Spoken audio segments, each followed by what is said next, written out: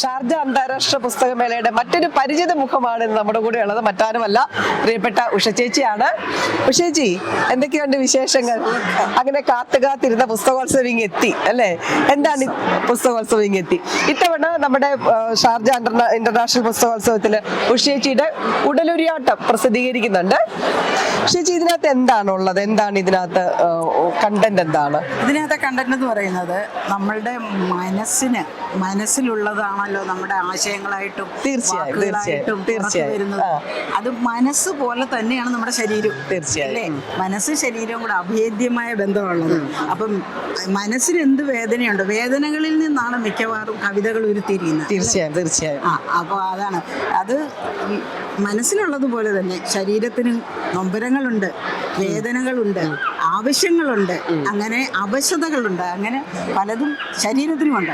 അതും നമ്മുടെ മനസ്സിൽ നമ്മൾ ഉൾക്കൊണ്ട് കഴിയുമ്പോൾ അത് നമുക്ക് വാക്കുകളായി പുറത്തു വരാനുള്ള ഒരു പ്രവണത അത് നമുക്കുണ്ടാവും. ഇതിലെ മിക്ക കവിതകളും അമ്മാതിരിയുള്ള കവിതകളാണ്. ഈ പേര് കേട്ട് ഇവിടുന്ന് പുസ്തകം എടുത്തോണ്ട് പോയവരുണ്ട്. ശരി. ഉടലുരിയാട്ടം പേരിൽ തന്നെ ഒരു വ്യത്യസ്തതയുണ്ട് കേട്ടോ. ഉടലുരിയാട്ടം എന്നാണ്. എത്ര കവിതകളുണ്ട് ചേച്ചി ഇതില്? 35 കവിതകളാണ് ഇതിനകത്തുള്ളത്.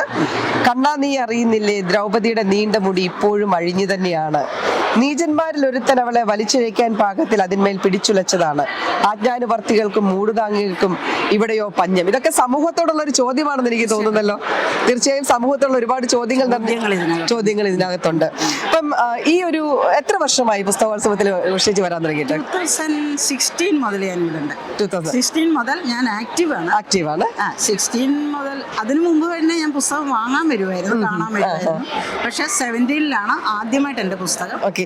ഇതിപ്പോ എത്രാമത്തെ പുസ്തകമാണ് ഉഷേജി? ഇത് 9ാമത്തെ. 9 പുസ്തകങ്ങൾ ഇതിന് മുന്നേ എഴുതിയിട്ടുണ്ട്. കഥകളും നോവലുകളും യാത്രാ വിവരണങ്ങളും ഒക്കെ ആയിട്ട്, കവിതയും ഒക്കെ ആയിട്ട്. ഇത് 9ാമത്തെ കവിതാ സമാഹാരമാണ് ഉടലുരിയാട്ടം എന്ന് പറയുന്നത് പുസ്തകമാണ്. അപ്പോൾ എനിക്ക് ചോദിക്കാനുള്ളത്, ഉഷേജി എങ്ങനെയാണ് ഈ ഒരു ഷാർജ പുസ്തകോത്സവത്തെ ഉഷേജി നോക്കി കാണുന്നത്? സത്യം പറഞ്ഞാൽ ഇവിടെ നടക്കുന്നത് എന്താണ്? ഇവിടെ സൗഹൃദമാണ്. സൗഹൃദം എന്ന് പറഞ്ഞാൽ സ്നേഹ സൗഹൃദങ്ങളുടെ ഒരു അർമാദിക്കുന്ന ഒരു അവസ്ഥയാണ്. ആൾക്കാരെല്ലാം നമ്മൾ ഈ ഒരു വർഷം കാത്തിരിക്കുന്നത് തന്നെ ഈ സൗഹൃദങ്ങളെ കാണാൻ വേണ്ടി. തീർച്ചയായും അതാണ് ഇവിടെ കൂടുതൽ കാണുന്നത്. പിന്നെ പുസ്തക വിൽപ്പന എന്നുള്ളതിലുപരി ഇതാണ് ഞങ്ങളുടെയൊക്കെ ഒരു ഹൈലൈറ്റ്. ആൾക്കാരെ, നമ്മുടെ പഴയ ഫ്രണ്ട്സിനെ മാവേലി വരുന്ന പോലെ, ഓണത്തിന് വരുന്ന പോലെ എല്ലാവരും കൂടുന്നു, ഒത്തുകൂടുന്നു, അർമാദിക്കുന്നു, ആഹ്ലാദിക്കുന്നു. ആ ഒരു അവസ്ഥയാണ്. പിന്നെ പുസ്തകങ്ങളുടെ പല അക്ഷരങ്ങളുടെ മണം, അതിൻ്റെ അക്ഷരങ്ങളുടെ പദവിന്യാസമാണ് ഇവിടെ കാണുന്നതെല്ലാം. എന്ന് വെച്ചാൽ അത്രമേലുണ്ട്. ഞങ്ങൾക്കൊക്കെ എന്ന് പറഞ്ഞാൽ ഇതൊരു കാത്തുകാത്തിരുന്ന് കിട്ടുന്ന ഒരു അവസരം, ഒരു സന്തോഷ അവസരമാണിത്. തീർച്ചയായും ഇത് എന്നും നിലനിൽക്കട്ടെ എന്നുള്ള ഒരു ഒറ്റ പ്രാർത്ഥനയെ ഞങ്ങൾക്കൊക്കെ ഉള്ളൂ. എന്നും ഇത് ഉണ്ടാവണേ എന്നുള്ള ഒരു പ്രാർത്ഥനയാണുള്ളത്. ഉഷേച്ചി, എന്തായാലും ഒരുപാട് സന്തോഷം. ഉഷേച്ചിയുടെ ഇത്തവണ വന്നിട്ട് ഫ്രണ്ട്സിനെയൊക്കെ കണ്ടോ? ആരെങ്കിലും ഒക്കെ നാട്ടിൽ നിന്ന് വന്നോ? നാട്ടിൽ നിന്ന് ഞാനിവിടെ അല്ല, നാട്ടിൽ നിന്ന് ആരെങ്കിലും ഒക്കെ ഉണ്ടോ? നമുക്കറിയാലോ, എഴുത്തുകാർ വർഷത്തിലൊരിക്കൽ ഇതിനു വേണ്ടിയിട്ട് വരുന്നവരുണ്ടല്ലോ. അവരൊക്കെ എത്തി തുടങ്ങിയോ? പിന്നെ എത്തി തുടങ്ങി. അപ്പോൾ നമുക്ക് ഈ ഷാർജ അന്താരാഷ്ട്ര പുസ്തകോത്സവം എന്ന് പറയുന്നത് അക്ഷരങ്ങളുടെ മാത്രം ഒരു ലോകമല്ല, പുസ്തകങ്ങളുടെ മാത്രം ഒരു ലോകമല്ല. ഇത് സൗഹൃദം പൂക്കുന്ന ലോകമാണെന്ന് ഒരിക്കൽ കൂടി അല്ലേ, ആരോട് നമ്മൾ സംസാരിച്ചാലും എല്ലാവർക്കും പറയാനുള്ളത് ഈ സൗഹൃദം പൂക്കുന്ന ഒരു വേദി കൂടിയാണ് അന്താരാഷ്ട്ര പുസ്തകോത്സവം എന്ന് പറയുന്നത്.